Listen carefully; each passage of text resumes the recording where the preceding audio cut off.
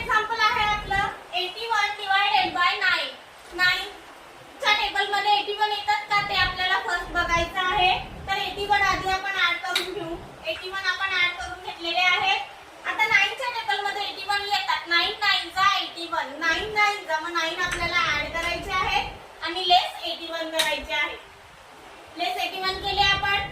Answer किती आला आपला? 9 हे आपला आन्सर आहे. आन्सर आपण राईट डाऊन करून घ्यायचा आहे. Abacus clear.